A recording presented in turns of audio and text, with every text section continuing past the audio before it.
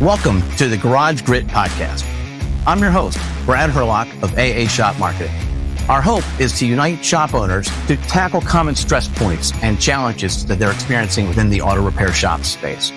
Our mission is to guide you towards the best solutions for your shop. So tune in, join the conversation, and let's move your business forward. Good morning. I'm Brad from AA Shop Marketing. I'm here today to discuss credit card processing and bill pay and options as far as auto repair shop owners. And so we might have one or two more jumping in at a later time. And if so, great. But I'm very thankful for Jared and Rick being here as well as Rob. Thank you. What I'd like to do is I'd like to move around and just go from one person to the next and introduce everybody.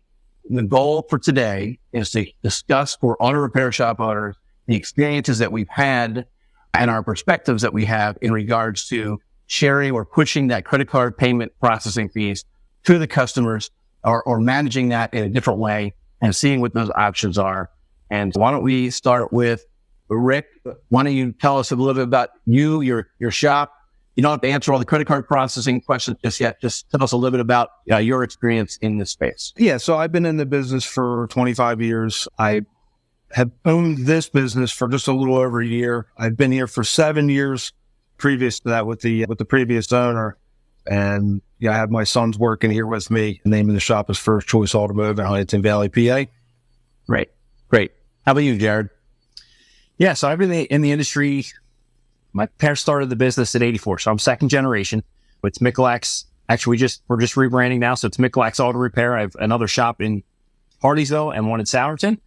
And yeah, I started as a kid, pushing brooms, getting in the way, and just my passion for cars has really brought me to where I am. I love to help people. I love to fix cars, and that's why I do what I do. And I'm very happy to be part of this today, and definitely something that Brad and I talked about before. It's on my mind.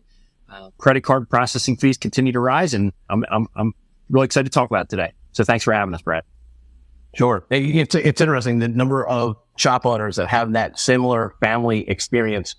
I just reconnected with a friend of mine from 15, 20 years ago, and he just recently started a shop, brand new shop, but the primary person running it, because he still has his full-time regular job, the primary person running it is actually his son. And they're doing it together, and the next son after him is also going to be doing it part-time, and they have a particular goal in mind of actually not just being a general repair. But I'm getting ahead of myself. The whole point specifically is just that what I like about the auto repair industry in general is there's so many families. It's such I really appreciate that. Yep. I think that's great. It's great. The other person on today's call is Rob from Paynata. Rob, why don't you jump in here? So my name is Rob Davis from Paynata, and I've been in the payment space for about 11 years now, after owning my own business for several years. And I literally got into this space because I disliked merchant service people, and I knew there was a different way to go about it to solve problems instead of just be salesy. So I wanted to just literally go in and be a consultative approach. So it's where I'm at, and find businesses through relationships and see if we can solve problems. That's pretty much how I'm here, and known Brad for years, thankfully. And we always tend to want to help each other's business partners and business associations and business contacts. Rob, it's been almost 28 years, maybe 27 years, something along those lines. 98 was 1998. Yeah. So it was a while. Yeah. Okay. So, yeah. And so again, the goal for this, for those who are going to be listening, the goal is maybe some of these experiences will and perspectives will resonate with you. My hope is that you'll be able to figure out what's best for your shop by having listened in on some of these conversations. And there's a bunch of different perspectives as far as this goes. And the one is, holy mackerel, look at how much money I'm spending on this. And then the perspective is, am I going to lose customers by pushing onto them? And the other perspective is, maybe we're giving them options. I'm trying to think of, it seems very common in certain industries, even 20 years ago, for them to say, hey, pay with cash, we'll cut a little bit. And sometimes that was still a little underhanded, like they were avoiding taxes or something like that. There's probably some of those cobwebs that are sitting out there when it comes to that piece of it. But Rick, I know that you actually are concerned with the idea of applying this by pushing the fee. Why don't you chat a little bit specifically about your concerns, or have you asked customers about this? I have. I pitched them when I first took over, just to get a feel for what they were feeling. And the majority of them weren't really digging it at all. I did probably have about a dozen or so credit card processors come through here since I've taken over. And it seems to me that a lot of them, when they're asking me or telling me about the programs, it seems to be a lot of restaurants and food services, as opposed to actual shops. There is one shop down the street from me who is doing the cash discount, but his parking lot is completely empty. I don't know what's going on down there. Right. So that kind of scares me. It's like you said, there might be other things going on there. We don't know. But you made it. Correct. Wait, you actually answered the follow-up question that I had, was when you presented it to them, to those customers. Did you position it as, I want you to pay the credit card fee? Or did you position it as, if I gave you the option of paying with cash and it cut the cost down a little bit, would that give you? Yeah, I pretty much told them with the cost of everything going up, and it was something that we were kicking around, and we were just figuring out whether or not they would be on board with that. And again, I don't want to lose customers over it either, but that's basically how I brought it up to them. All right. Interesting. Jared, what about you? As far as, have you tried certain things in the past that worked or didn't work? This has definitely been a topic of mine for the last year and a half, 2 years. Because obviously credit card fees are going up, and it's a concern. For whatever reason, in America, we have these cards that people can get all their benefits from, and we as the business owners are paying for that. I don't have a problem with paying a small fee, 1.5%, but as they keep creeping up, 3.5%, 4 are we coming?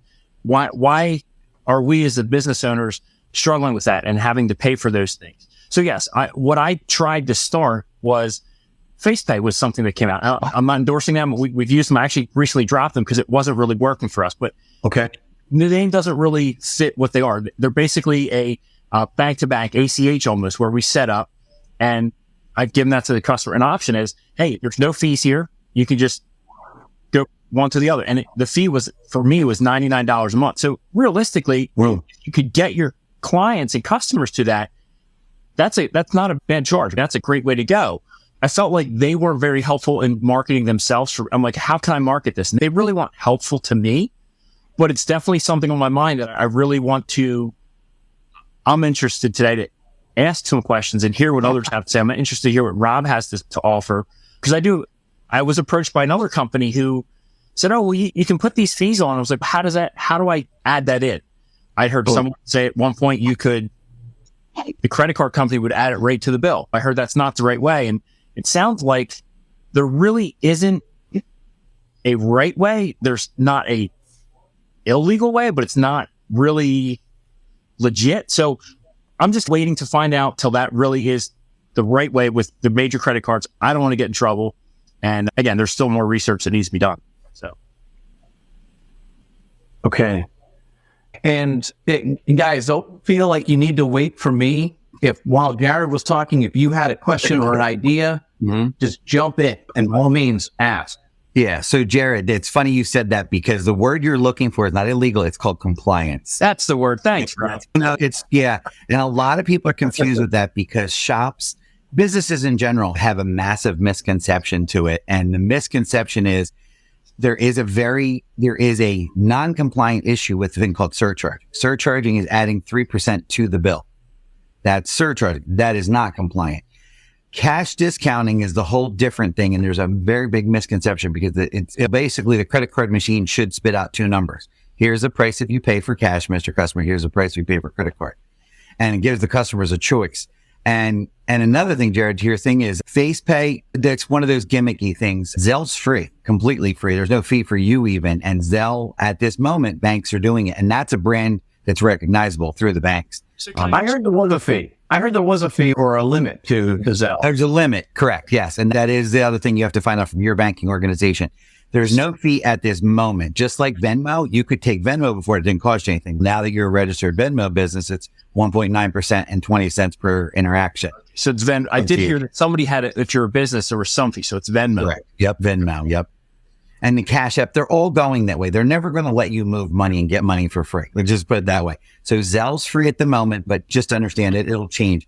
I always like to say, give them as many options as possible because it increases the chance of reducing your AR and increasing the fact how fast you get paid. And we can all take old-fashioned checks, but digital banking is a better way to go because one, you can verify it faster. You don't have to drive to the bank or do a digital bank app. It can all be happen right away. So yeah, these are great points you brought up, Jared, and I appreciate that too because the compliance is a question to a lot of people. Look, so again, speaking says Zelle, is there? I remember with the face pay, it was like if you get the confirmation that money's in the bank, they can't pull that back. Is that similar to Zelle? I don't use Zelle. My wife does, but I don't. So I don't know. Yeah, really it's the same thing. Same thing. You have a confirmation that's there. And see, Zelle is one of the few things I've seen. I hate to say this with all these other things like the face pay and stuff like that. It's like the VHS Betamax days. If you're all old enough to remember what that was, I feel like Zelle just became VHS. And it's accepted now and people understand it. It's a brand that's out there and Betamax is starting to fall by the wayside because it's the weird name that no one else really knows. So we're in that direction. And the funny thing is where this all came about, the cash discounting, it came from the auto industry. It actually came from the petrol side, but auto repair shops who were doing it, it was their way of not paying massive fees for people every time someone got to tank a gas. So that's why we've seen 26 years ago, they instilled this where it was one price for cash, one price for credit. And it's always 10 cents a gallon difference, which is much more than 3% if you think about it. And so something that Jared said and something you just said just made me think of this because I've gone to gas stations where I'm like, okay, there's the price. And then I go to pay and it's not the price because, and I feel duped. And so I feel like there is a need, as Jared's point, marketing help or conversation help to present this correctly. So here's the price you pay by credit card. Here's the price if you use a digital cash app. Here's the price for actual cap. And here's the price for gold nuggets or something. I don't know. No, Bitcoin and things like you're 100% right. There is. And it's about the marketing. And that's one of the reasons why when we move people to the dual pricing, I mean, I do any format I can handle for a business, but cash discounting, dual pricing, we give them signage for it. We tell them how to present it to their customers. And not only is it signage for their countertop, but also, like I said, the credit card terminal itself literally will say the two different prices. It's giving them an option. So to be honest with you, we're trying to force them to get them to pay you in cash. I know that sounds weird if someone has a $2,700 auto repair bill to come in with $2,700 in cash, but you would prefer it. They don't know why they would prefer it, but digital currency is not the only way. So we're trying to do it to remove and reduce your costs, but also to give them more options. Let's remember that we can all get cash and not have to walk in and pay with a credit card every single time. Because look, let's be honest. All of us have walked into Wawa and paid for a cup of coffee that was $1 with a credit card. We've all done it one time or another. I once had a photocopy done. I felt bad for the guy but I just didn't have any cash on me, which takes me to a point also is that if you present that to me when I get to the counter, I don't have a Zelle account. I don't have a Venmo account. Yep. Right? Jared, my wife has a Venmo account. But at that point, it's almost too late for me. If you would have let me know ahead of time, maybe I could have been more prepared. And I wonder if the marketing or presentation needs to start earlier on. Are they allowed to publish on their Facebook page? Are these shop owners allowed to publish? Actually, let's say it this way. If Wawa started to advertise on TV, cash discount. National chains are doing that. They literally are. And it's a misnomer name too, by the way, you guys. This is why I, as a business owner for years, hated the term, when you look at your credit card statements, it says your discount. It's not a discount. It's money that's being discounted and removed from your bank for the fees you're paying. So it is a funny little misnomer with the name. But you're right. There is, and most of the national chains, put it this way, you can't, in our region, you can't pay your utility bills without paying a convenience fee, as they call it. You have to pay a convenience fee if you're paying over the phone and even online in some aspects. So everybody's done it. We just don't want to admit it. I had a restaurant owner that I spoke to. I remember October, November, and December of 2019. And I said, I know in your case, this would work out well. It was the perfect size client ticket amount, $70 a ticket average. And he said, no way in heck I'd ever do it to my customer. COVID came and everything changed where he had shortage of employees and his costs were killing him. So within 2 months into COVID, he decided to change it. And I said, have you lost a lot of customers? He says, do I care? It's the amount of money I'm investing back into my business. He goes, and if I'm losing a small percentage of customers, and I said, that's a really weird way to act. But I was not an adapter. I was a late adapter to it. This has been legal and available through the banking organizations for 8 years. I was that person going, no way I'm paying it. And then I went, yeah, but I see the benefit now because it's helping business owners invest money back into their business. With the restaurant owners, I know it's not the same as you guys, but what they looked at, it was like, now I can take that, this guy's case exactly, it was $4,300 a month on average with his credit card fees, and I can give bonuses to the employees who stuck with me through COVID. Interesting. I want to know, are we allowed to advertise on our social media that we offer cash discounts?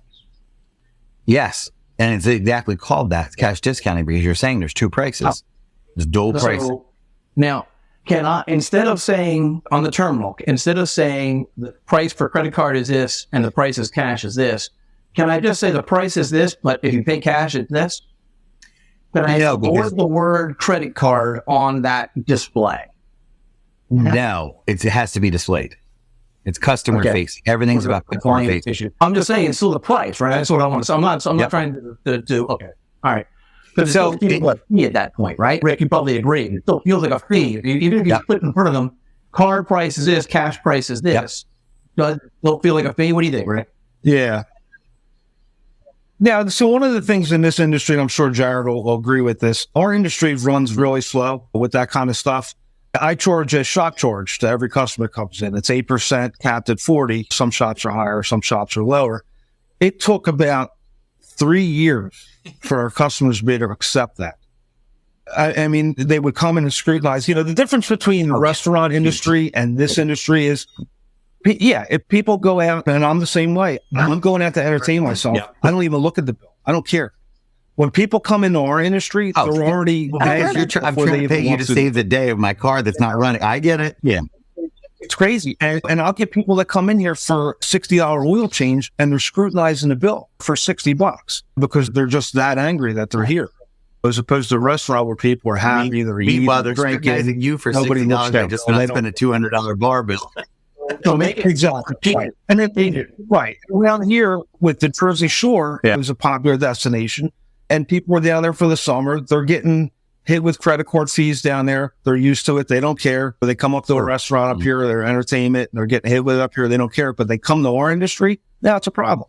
Now they don't want to pay. So it is challenging. I agree with you 100%, Rick. And I was talking about it earlier, and I feel like the play on words is very important in our industry. At least I think the cash discount is how we need to present it because it works. I do know that I will be addressing this within the next year, and my feeling is I'm going to up my labor rate, whatever percentage, and then the cash discount will cover that.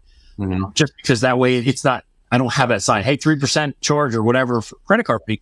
It's that play on words. So it's a little easier on the ears. And they're like, oh, discount? Discount's good. I'll take a discount. I just feel that's a common, I hear that all the time, Jared, is that why are we actually passing this particular fee? Just raise your hourly labor rate across the board.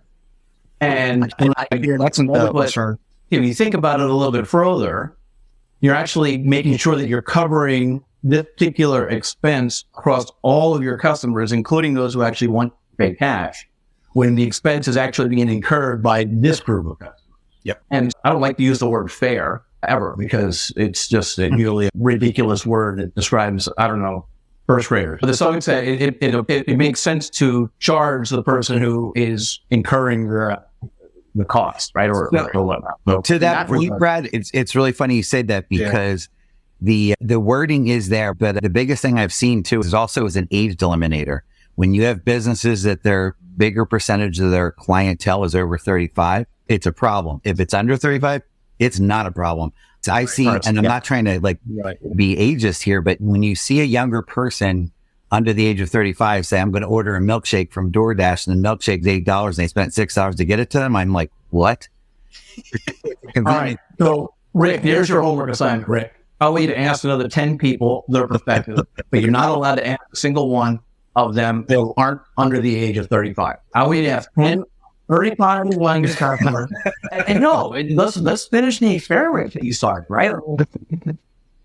The other thing too with this industry is, and I'm again, Jared will agree with this. We've been underpaid for decades in this industry, and it's a matter of getting everybody on board. If every shop owner in the area is following the same type of procedures and charging then people have no other place to go. They're going to go to the big chains, big corporations, the Walmarts, but they're not going to have a great experience. And to those companies, people are just a number.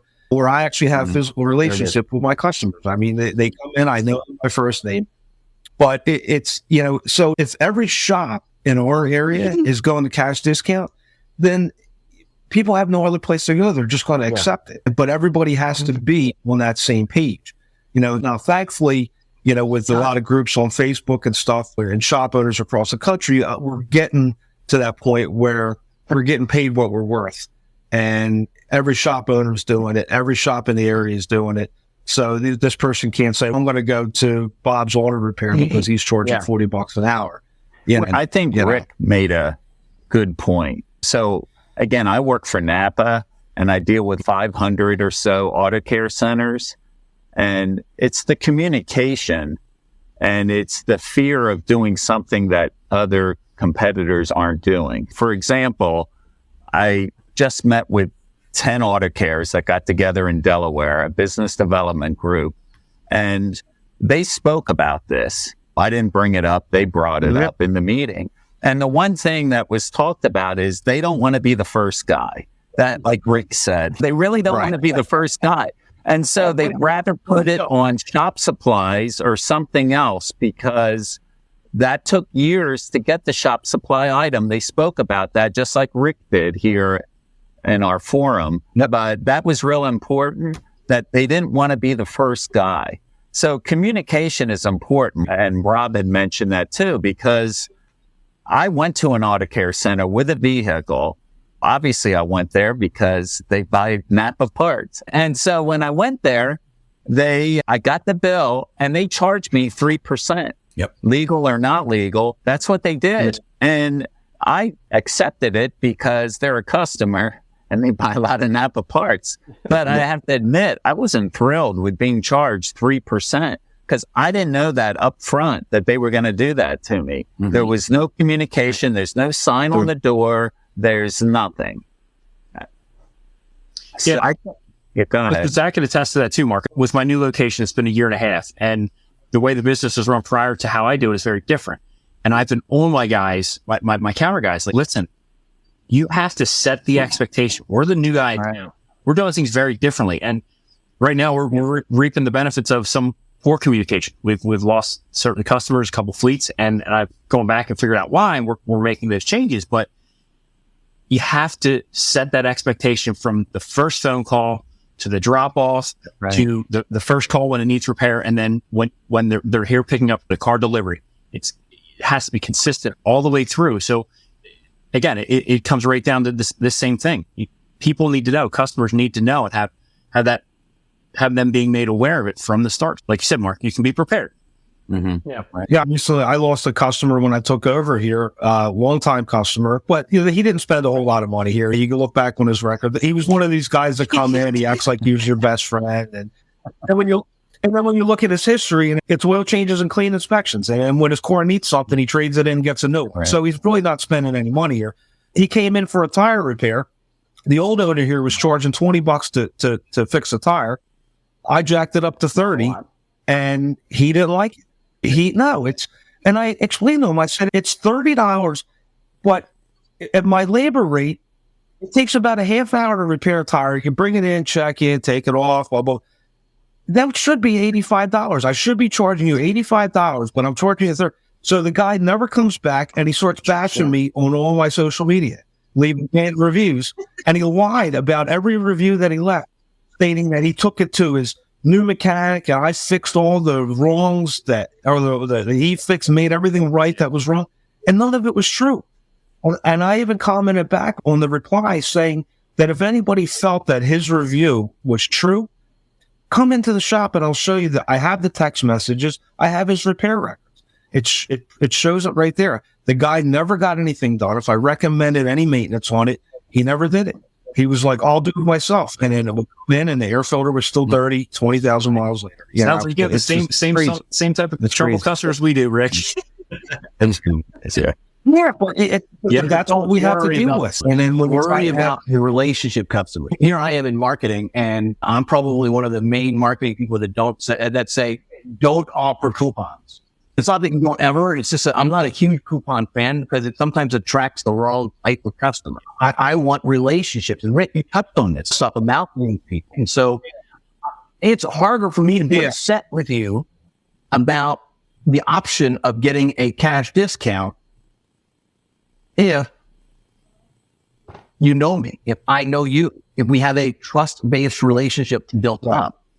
And then that maybe there is the key, right? It's the marketing up front. It's the letting them know every step, Jared said, but it's also trying to find ways that you can connect with them outside. Yeah, I don't do coupons either. I do 4 seasons cards every year at Thanksgiving. I send them out. If a customer spends X amount of dollars, they get one. And it's $25 off each season, so it's $100 throughout the whole year, and it goes. It's basically for customer retention. I'd rather give that coupon to an ongoing customer than a brand new. Right. But then you'll get the occasional customer where his uncle gets one, and his uncle doesn't come here, and the guy comes in trying to give me 2. I had that recently, and it aggravated me. It was terrible. You know, this guy was a doctor. He makes 6 figures a year. And he's trying to get over on $50 or get a free oil change. And that also is what I was thinking about with the tire store from $20 to $30, $10. Yeah. Is that two gallons of gas? Yeah, it was so petty. It was so petty, and the fact that he left those reviews, I couldn't believe it. Thankfully, most of my customers know that this guy's full of it. It's crazy. It's dangerous too. And that's a different topic for a different time. It's dangerous to respond to angry reviews. It's a tightrope act. Well, let's get back on the topic of processing. And Mark, thank you for introducing yourself. I saw that you joined us. I appreciate that. That was perfect. So I want to keep this conversation going though on point. Rick, are you going to take me up on the idea of do you have customers under the age of 35? I do. But it's mostly my customers' kids, the next generation coming in, the older folks. I tried to, the previous owner here, his mother lives in a retirement community. So we basically had the whole local retirement community coming in here to the point where, I was trying to push some of them out because they were more trouble than they were anything. It was every time it gets cold, the tires are low. I had to stop what I'm doing, check this, check that. And they would be the first ones to scrutinize a bill, always. They'd sit there and they'd spend a half hour sitting at my desk looking at every line item on the bill to making sure that, are you required to put every single line item on the bill? No, you're not. And I try not to. I worked at one shop years and years ago where this guy put every nut and bolt, every can of brake clean. And what about the hazardous waste disposal and stuff like that? Because that goes to shop supplies. I consider that. And when people ask what, I don't get asked anymore, but once in a while we'll get a new customer will ask what it's about. And I'll just, I tell them, listen, it's trash disposal, it's environmental fees, it's getting rid of your oil, it's getting rid of your oil filters, it's windshield washer fluid, any items that we top off, it covers all. You don't want to just put on the bill instead of hazardous waste or disposal, just talk to your local congressman. So Brad, back to the dual pricing thing, there's something I wanted to add too. The difference is when you're building your shop fees in and your labor fees in to cover it, it's called a tax liability. Tax liability is the biggest issue is when you're dual pricing, cash discounting, you're passing the fees on to the customer. It's less money the business collected for something it already just had to spend. So your accountant has less headache in the long run with the tax liability shift where you're not getting 1099 for as much money that you already put out because you had to cover the fees, if that makes sense. So these are some of the other reasons that part of the industry is growing in that aspect. It's, like I said, this has been available for 8 years.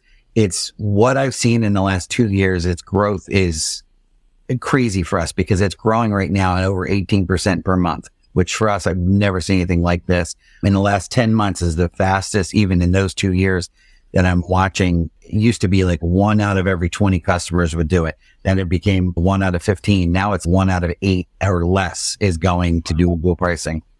It's quite surprising because there's so many other benefits to the business. Remove but here's the idea, and I don't know that it violates antitrust laws, but let's go to your closest 3 competitors and have a sit down with them over breakfast and say, on January 1, we're all doing this. Yeah. And then it solves Rick Parkett about the competitor not doing it, right? Well, exactly. But no one's going to go 100%. Right. A lot of what we do beyond just the dual pricing, when I do it, is to make sure it's done, because one of the biggest things, I think Rick and I had a brief conversation about this in his shop, is making sure you do what's right for the customer's protection. And even that, some of this is most shop owners. If I have a teenager, and Rick and I talked about this, I said, if I send my teenager in to pick up the car and I'm saying, I'm going to give you a credit card, pay for it over the phone so you can just come and pick it up. No, big no. And that's one of the things we do is you try to assess the situation and go, how can I get a payment link that goes on their website or their Facebook or their social media that's done properly, that allows it, because it's called a PCI term, personal credit card issue compliance. Is you should never see or hear or touch their credit card. It always should be them. That's the way we're supposed to go because of all these breaches. Why the newer machines, the card doesn't actually exchange hands. You know, and that's one of the reasons. So here's the thing: is if it's done right and it's done proper, one, you could do a text to pay, you could do a hosted link on their website, you could keep card on file, so when the customer comes back, you have a tokenized, encrypted safety reason. All of these things, it doesn't do it pretty file done a certain way. Like it's not actually a scratch piece of paper with the number, which I have seen shops do. Trust me, I've seen them do it. They open a file folder and they have it written on a post-it. I'm like, oh my gosh, don't. It's like a financial nightmare. But that's what I said. So we come into a business, the way I do it is I come in, I consult over a situation. Rick's not wrong. It depends on your clientele. It depends on the geography. There's a lot of reasons it depends on if dual pricing is exactly right. It's becoming more right, like you said. Rick's like, it's when it becomes more the norm, I understand. Even so are you up to snuff at doing the right thing to protect the customer?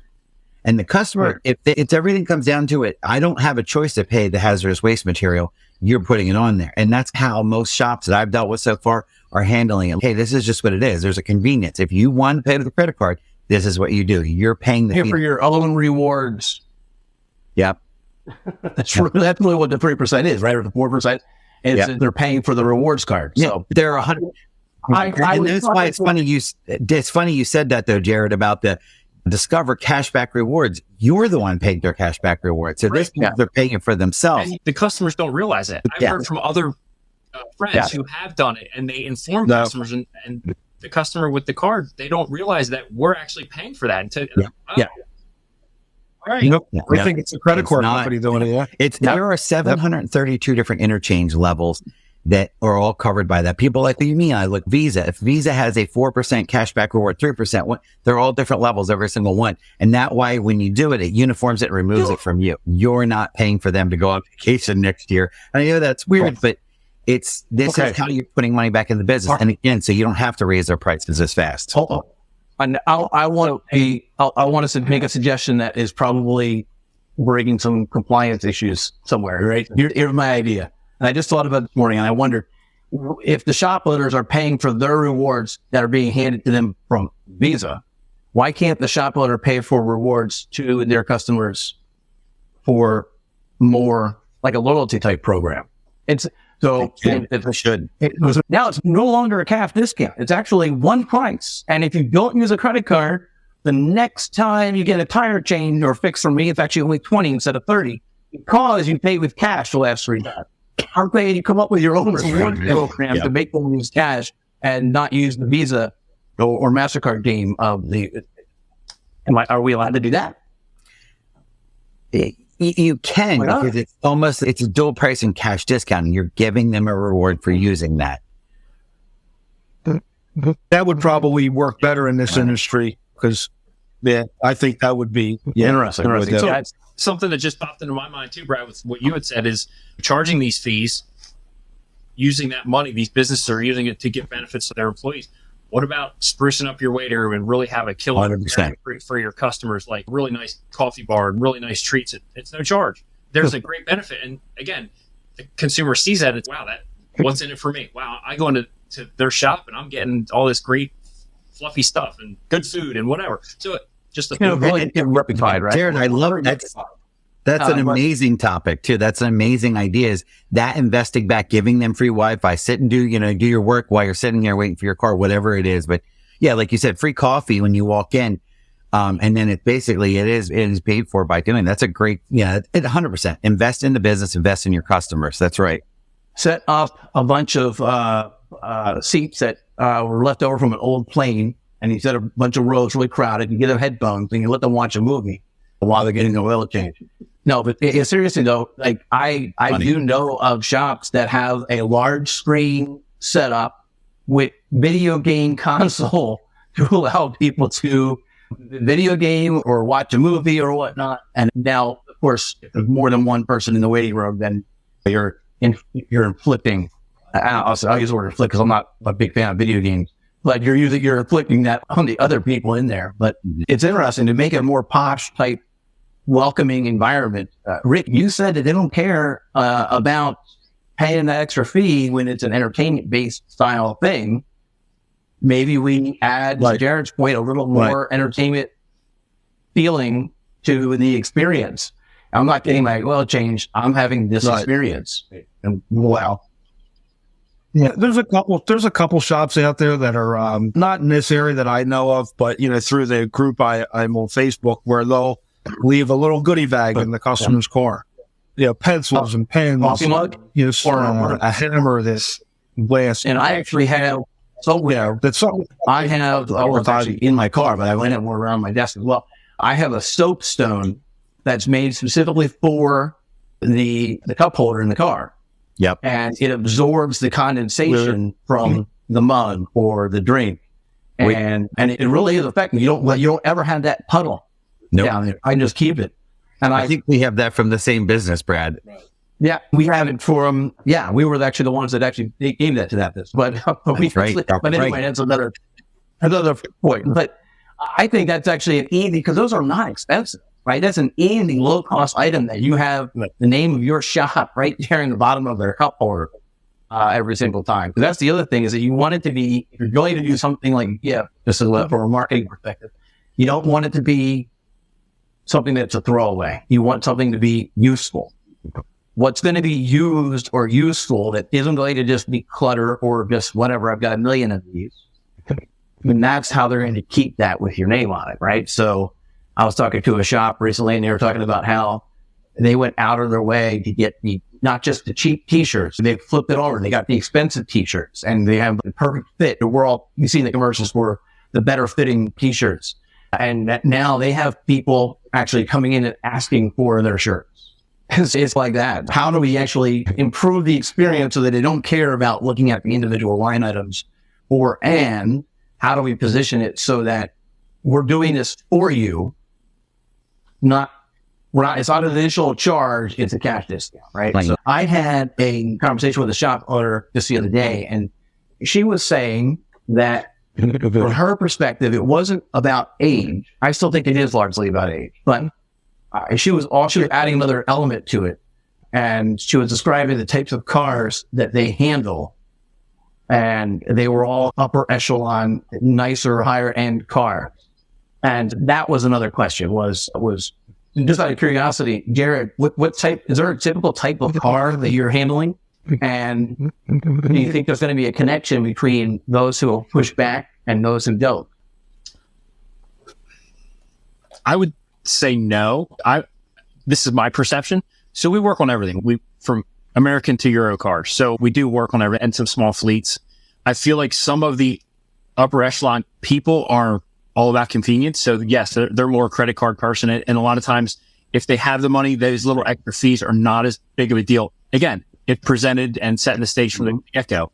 I also believe, Brad, generationally, it is a difference, because I know myself, as opposed to the 30 or 35 or 30 and below, very different. Kind of like Rob had said, I think it was Rob, you mentioned about the DoorDash. I cannot believe these people buying food and paying almost double to have delivered. I'm like, how much money you're wasting?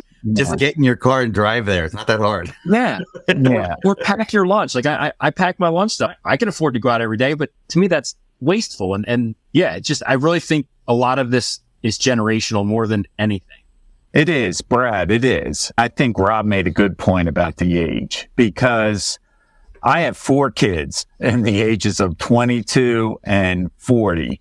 And the bottom line is they don't care about all the fees that they're paying as much as my generation. Yep. But the issue that we have is most of the shop owners are my age, not Jared's age.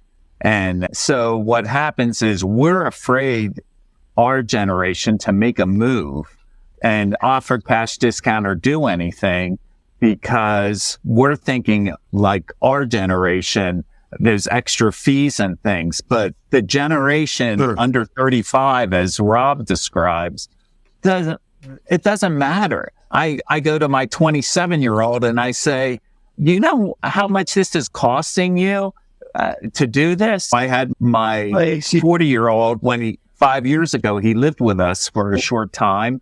And all of a sudden, before I know it, a pizza guy's coming to our house. He did nothing. It was all done by the phone. And he's paying all these exorbitant fees for DoorDash. And he thinks nothing of it. I think it's a matter of educating the customer, knowing your customer base, and just communicating well. Because marketing is important. It's always good to have loaner cards and free coffee. All the good shops are mostly doing that. And we have a lot of waiters. We don't have a lot of waiters still in the independent repair business. So that's all expected, but it's more expected than a nice marketing tool. It's more expected, unfortunately. I think it's better just to communicate the cash discount.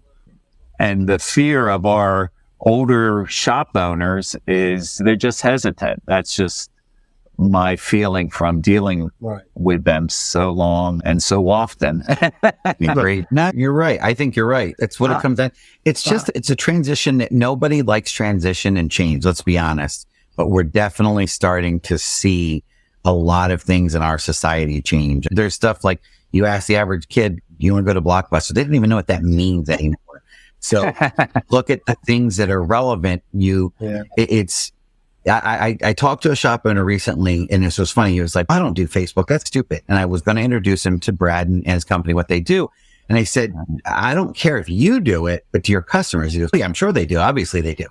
So we have to adapt to who they are. If we want our customers to grow, we have to be someone. It doesn't mean you have to turn yourself around and be who they want you to be, but at the same extent is find a happy balance. Where is there being in any relationship is important, and you have to understand what their needs are from that aspect as well.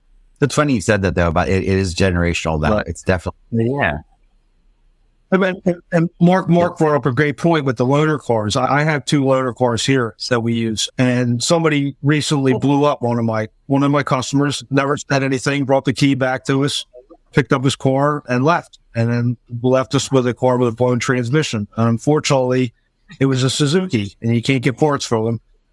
And they wanted $4,000 for a used transmission, and I wasn't going to do it. So I had to buy a new car to replace that. So now I'm charging $25 a day. Before it was free. And then that's a big difference, and people were griping about it at first. But you look at it and you explain to them, you say, listen, I don't drive the car. You guys do. My responsibility is to put tires on this thing constantly, put brakes on this thing, change oil, maintain it for you, not for me. It's not like I'm using the car for my personal use. The customer's the only ones using it. And even trying to get them to put gas in it. Now we have a form that they have to fill out. It says, just like the rental car companies, here it is. Don't bring it back dirty. Bring it back with a full tank of gas. I don't care if it's $5 that you have to put in it. I'm just putting my foot down with it, because it was a good idea for a while until something like this happens, and you got to make a change. Are you recording the miles? So it's like a trip meter as far as how many miles they've driven on the loaner car?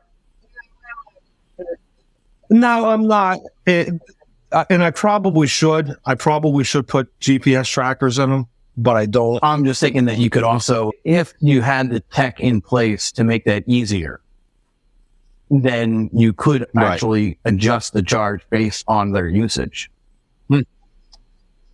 Right. One of the things that, when they first started griping about it a little bit, which wasn't too many people, there's a couple of people that griped about it, but, the way I explained it to them, I said, listen, if you go to the dealer, it's going to be $60 for a rental.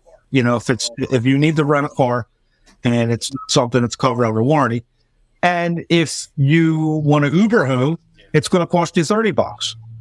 Here, it's $25. You get the car for the whole day. So you can go food shopping, go out to the movies, go to the mall, whatever it is you want to do. You have the car for the whole complete day.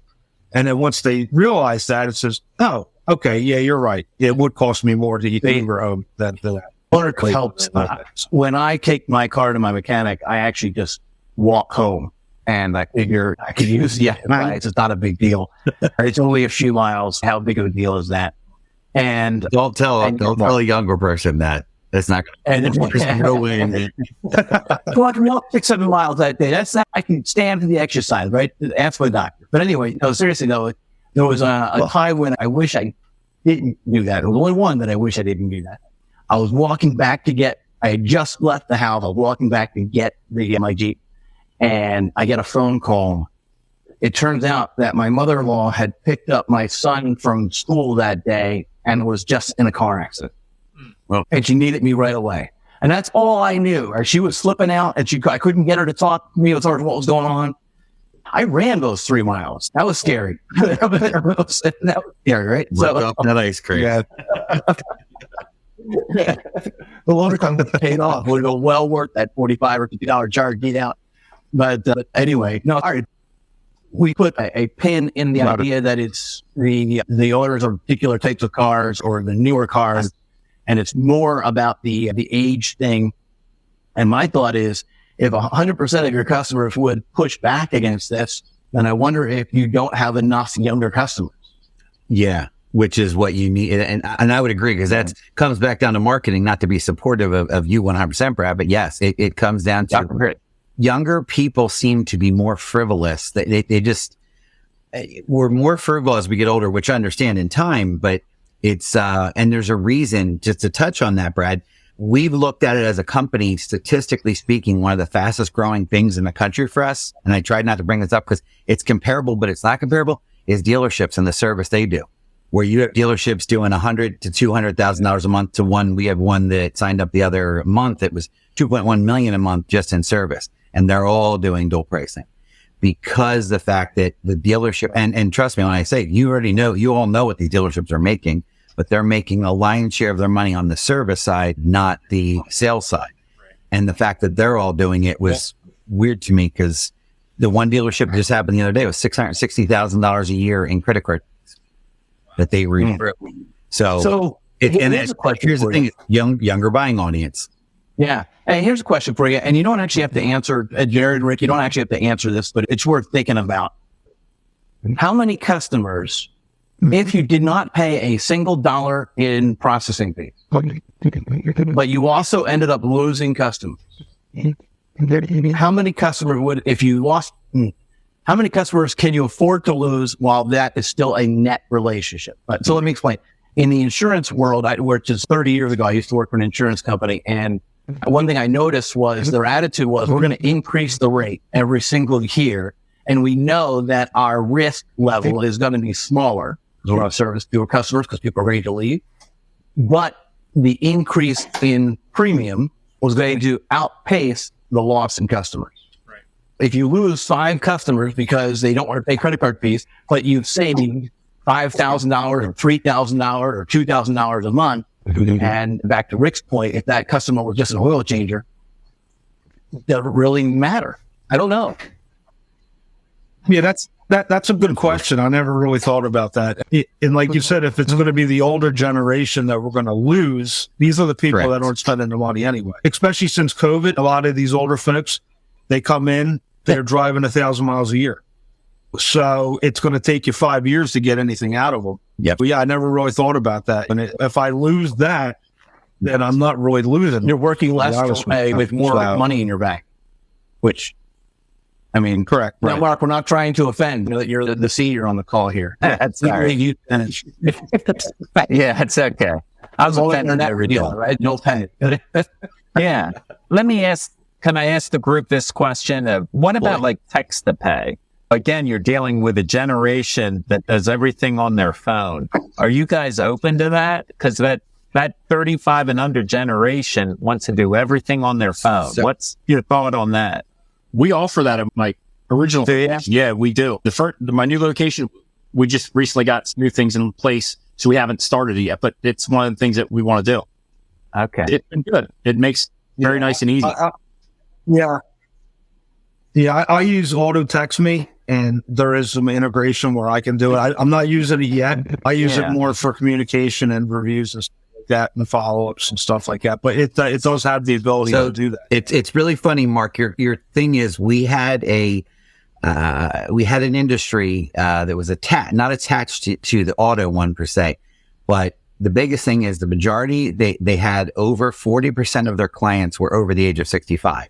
And their concern was technology. What we found out was they were using QR and text to pay. They had a 38.2% uptick in payments and speed of payments in less than 3 months. And the reason why they had it that way is we think it's because of COVID, but 65 and older, QR and text isn't as foreign as you think anymore. We have to adapt as a society. We just see these things.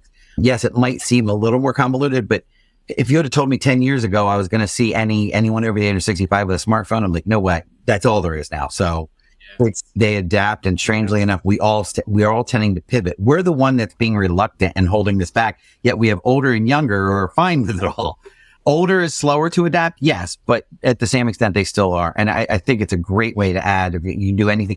Here's the thing is email, text, and QR to pay. If you can add those into your repertoire of how they're picking a payment, anything you can do to not ever see or touch a credit card it's safer for you for liability. Yeah. Okay. Now, the one thing that with the text to pay that you're limited to, and Robbie, you can probably speak to this, is I was told because you're actually not getting that physical signature, it's a lot easier for them to deny that payment or have to charge back or whatever. To that. So yes, so you're right. What happens is it's a bigger risk, so you pay more. It's called a keyed rate versus an inserted rate. The difference is because it's coming from their IP and their phone, it still's not as easy as if I gave a credit card number over the phone, you can't prove it was me. Okay. That's easy to get out of. Right. When it comes to something that was sent to them and it came from their number or their IP address, it is easier than you and I being in person and inserting a chip, but it's still not.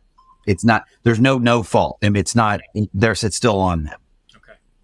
And a lot of this, just so you guys know, a lot of people don't understand this. If you've ever been to a restaurant and you see some of them have older point of sale systems and people ever swipe the card, the black stripe down the side, that's like the biggest no. That's like taking a credit card over the phone, because there's a big scam going on right now where people will go to restaurants like that, run up a $250, $300 bar bill and restaurant bill and call their bank the next day. You could have me signing for my card on camera and I'm still not liable. If I say it wasn't me, my bank will just give me my money back and that business is out. So that's why the biggest problem is taking it over the phone versus the text. They can't get out of it that easy. They have to prove it. So it all comes with liability and risk. Green pieces of paper, not returnable. Yes. Which is 100%. This is why I keep saying, convince your customers to bring cash. It's not, come on, the average bank right now, you can get $1,000 out at an ATM now. It's not that weird. And don't get me wrong, I understand to say that we have, I know you have repair bills. They're $1,700, $2,300, $4,000. I get it. But I'm just saying, for the most part, is why are you not, and I've talked to shop owners about this too, why are you not requiring a deposit up front if it's you installing a new transmission for them and the transmission costs $4,000? Why are you not asking for a deposit up front?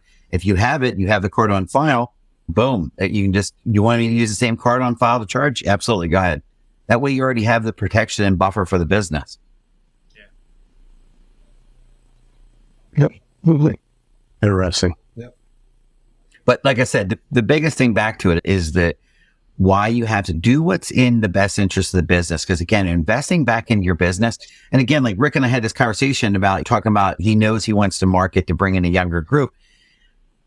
Investing in the business, if you lose a couple customers because they don't like the fact that you're charging them credit card fees, if you've already added 10 new customers and lost 2, the net win is, who cares? I hate to say that. And I'm not trying to be cold, but if you're getting a younger, better, newer client, It's not really that big a deal if you lose a couple older ones. Yeah, it sounds like, Rick, you're in the same boat where your business is newer to you, and I'm in the same boat with the new place we took over. And yeah, I'm concerned about losing some people, but the reality is, if we plan our marketing strategy and we lose the ones that aren't good customers or good fits for our business, and we continue to market and gain the ones we do want, and we work and we set that expectation, maybe we suffer for the first year or so, but then as we go every year, we're really bettering ourselves. So it makes a lot of sense. It really. Yeah, well, when I took over, I lost a big fleet account that we had, and it wasn't by any fault of ours. They ended up getting bought out by a big corporation, and it was a small mom and pop heating and air conditioning company, and he sold out, and next thing they're nickel and diming me. They want to know why I'm not putting $3 Autolite spark plugs in their Nissan NV van. And trying to explain that to a guy who's all about numbers, it doesn't work. I try to explain to them that the factory plugs lasted in there 120,000 miles. I'm going to put back in there what's going to, they don't want to hear that. They don't care about that. They want it fixed cheap for the time being, and they don't care about longevity. Where the old owner, when he brought his truck in here, he said, I don't care what it is, fix it. That truck is how I make money. I want it to stay on the road. They never had any major breakdowns when we were taking care of their vehicle. Now they're taking them to big chain stores and they're constantly broken down. They're falling apart, but it's a different owner now. But it sucked because they spent $100,000 a year with me, and we lost it. So when you mentioned fleets, what percentage of fleets pay by check, and what percentage of your fleets pay by credit card? Well, they paid by check. They would send me a check every month. The current fleet that I have now is a roofing company. Do you give discount on? Are you willing to give discount to fleets for giving a check as opposed to credit card, or what are your thoughts on that? I could. I could if I had to. But the problem with that is the guy who's in charge of the roofing company, he's working down in another town. So usually he'll pop in when he's up at the local office up here and pay. And he says, I can get you a check, but it's going to take another week or so by the time I see the lady at the office to cut it and all that other stuff. This is a company that never even looks at their bills. I could charge them 3% if I had to. They wouldn't even care. He never looks at a bill. He's similar to the heating and air conditioning company that we worked on, but just a smaller version. They're not spending as much. Hold on, Rob. Something that you just said, if you get let's go physical cash, that money is yours immediately. Yep. You take a credit card, there's a lag, right? You've done the work, you've paid for the money, but there's a couple of days and Ron, we could probably speak to this next about, are there lags with Zelle? Are there lags with Venmo? I don't even know the answer. If you need to text to pay, how long do you have to wait for that money to be in your account? So it's funny you brought that up. There's a couple things here. So Rick and Mark both brought up an interesting point here. So fleet service, everybody is moving towards, just like we talked about Discover Cashback Rewards, companies have the same thing. And mostly, even if you're taking a credit card for them, are you on level 2 pricing? And that's most credit card companies are too small to do it. And it's called level 2 pricing. That means not you as a business selling to consumer, but it's a business selling to a business. So if you're taking a credit card for them, you'd actually probably prefer, I know we prefer cash, but you would make sure you're on level 2 pricing. So it's at the lowest interchange possible rate. They're doing this because the rewards on a corporate card are massive. So they also pay with things called pay cards. Brad, to your other point, so Venmo and Zelle, instantaneous. Credit cards, as long as you have your next day funding, which everybody offers it, which I don't know if anyone knows, just a simple little side note here. It actually takes 72 hours to the Federal Reserve. When I spend my credit card at Rick's shop, it takes 72 hours till the money really gets to him, even though his credit card company gives it to him the next morning. It's a loan. We're giving you a loan on yourself, knowing you already have the credit card receipts to prove that you're getting it. But it all still is next day funding because most shops are closing before 8. As long as you're closing before 8, it's in there by 8 a.m. the next morning. So everything's still pretty much instantaneous. The difference is, even if the credit card money's not there instantaneously, you're good for the money because you have the credit card digital markers to prove that you're getting the money the next morning, if that makes sense. No. But yeah, the pay cards on the commercial side, I can't tell you right now, as of last year, 8 out of 10 shops I looked at that had commercial fleet service are all being billed wrong to their merchant service company. because they don't know to look at level 2 and 3 pricing. Level 3 would be if you're doing jobs for the government, but most of you aren't doing commercial or corporate things for the government. But at least on the commercial side, you're being billed wrong 8 out of 10 times. So, yeah.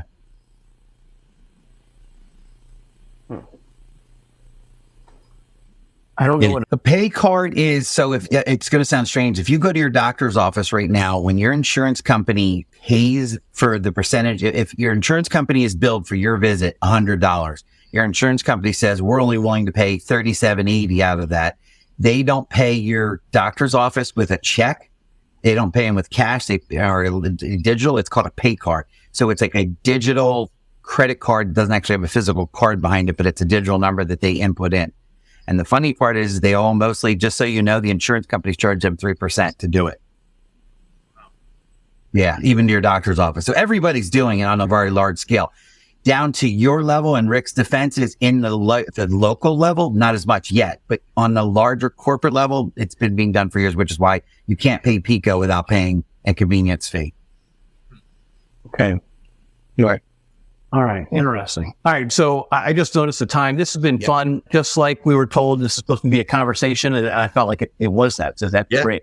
Thank you for taking the time. What I'd like to do before we actually wrap up, or in the way of wrapping up, is I'd like to do just go around the room and the final thoughts. Say questions if you have them still, or maybe next steps in your own process or journey on this. And I don't know, but how about let's go in reverse order. Mark, how about if you start us off? The old guy, huh? So bottom line, I think a theme that we have here is you need to evaluate your business. You need to evaluate your customer base. You need to evaluate your costs. And I think you need to make changes that are right for you and your business. And dual pricing seems to make sense, but you got to evaluate your business. Mm-hmm. Good. Who's next? Rick, Jared, you want to go? Okay. Yeah, I one quick takeaway here, Rob, to talk about the level 2 pricing. I'm going to make sure I look into that. That's something I wasn't aware of, so I want to make sure I check that too. But yeah, like I said, coming here, this is something that I've been thinking about, and I plan to continue and implement something this next year. It's just a matter of getting my ducks in a row and doing the right thing. Zelle, something I haven't done. I thought Zelle had a charge, but I'm going to look into that too. And see right now, yeah, that's a lot of people use it, and it's wise and it'd be good for us. So we'll be here. We'll keep moving along. It's just get to learn and figure everything out. I like learning new things. It's great. So thanks, guys, for all your input. I appreciate it. And thank you. I appreciate it. Rick, final thoughts. Yeah, I'm definitely open to it. Again, I'm not sure which way I'm going to go with it yet, but I'm definitely open to it. I think what may be a good idea, and I'm going to talk to, I'm tied in with Eastern Auto Parts with their Confidence Plus program, and they have these meetings and stuff once in a while, and I'm going to talk to them. Maybe we can get shop owners that are within a 10-mile radius. Let's get us all together, get us all on the same page. And if everybody agrees that we're going to do it, I think that would be a good idea. If we can get everybody doing it on the same page. Well, yeah, because then, like you said, all that money you can invest back into your business. Oh, yeah, I would love to put this $3,000 a month back into my business. Yeah, I would love it. Might be a good idea to share the video. Right, Brad? Share the video with the group, like maybe give them some perspective of our conversation. Yeah. Yeah, because I can they have these classes where we can go to at their places, and maybe I can bring that up to them and say, hey, can we get all the shops in the area, together in your conference room? Let's have this conversation. Or be a Napa Auto Care Center. So. Just kidding. Fair enough. Yeah, so Rick, I'm really curious though. If you do it, please come back and let me know. Ask 10, but no, here I will. One was ask 10 people under the age of 35 the same question, or maybe phrase it. Be sure you're phrasing it at discount. Under 35, how they feel about this, and then let me know about that too. So let me know on both of us, please. I'm curious to hear that experiment. Rob, what are your thoughts? No, I'm happy to hear everyone's perspective and thoughts on it. I'm glad there was questions and some good curiosity and good conversation here. I'm happy about this because at least we know that it's on the tip of everyone's tongue. They're talking about, thinking about it. So you just have to determine what's right for your business and when. And I'm obviously available. Anybody needs me, I'm happy to answer questions. As we all three of us are here, right? The Mark, Bob, and myself, you have questions, we're happy to. If we don't know the answer, get the answer, right? Mm-hmm. So we're a resource for you on an ongoing basis. I plan on, I'm hoping to use something like this somewhat regularly, not specifically on this topic. Right. I'd be interested in hearing from anybody about what topics that repair shop owners have an angst with, passing credit card fees. And then we'll bring a handful of shop owners together and have that discussion about how they're addressing it and industry resources for that. So I'm open to hearing from you guys as well as others. We're going to be watching this at a later time on what those topics could or should be. Is it about the issues of hiring? Is it about the issues of text message marketing? Is it about CRMs? Who knows? Whatever is actually on your mind. Is it about uniforms? I don't know. So you let me know. How about that? But thank you everybody for being here. Thank you for your time. I really appreciate it. And I hope that this helps you solidify in your own mind what your next steps are. So thank you.